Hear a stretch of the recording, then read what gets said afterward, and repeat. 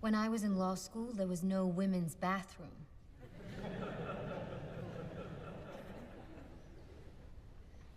It's amazing to me now that we never complained. Not because we were timid, we were just astounded to be in law school at all. 100 years ago, Myra Bradwell wanted to be a lawyer. She had fulfilled the requirements for the Illinois bar, but she wasn't allowed to practice because she was a woman. And in justice, she asked the Supreme Court to correct. Illinois was so confident of victory, they didn't even send a lawyer to argue their side. They were right. She lost. That was the first time someone went to court to challenge his or her prescribed gender role. 100 years ago. Radical social change. 65 years ago, when women in Oregon wanted to work overtime and make more money as men could, the court looked to the precedent in Bradwell and said no.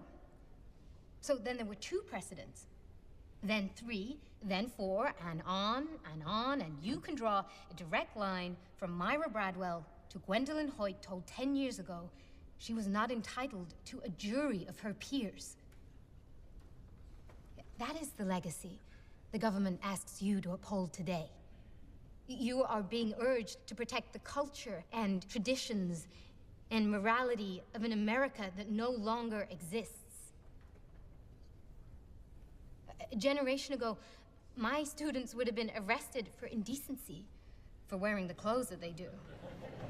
65 years ago, it would have been unimaginable that my daughter would aspire to a career. And 100 years ago, I would not have the right to stand before you.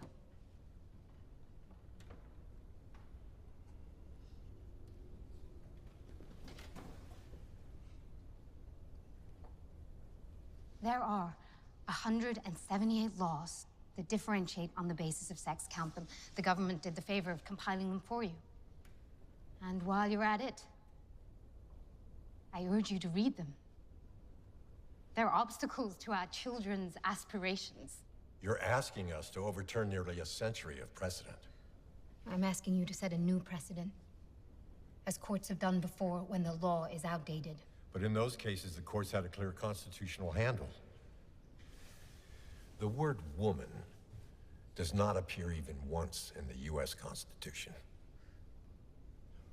Nor does the word freedom, Your Honor.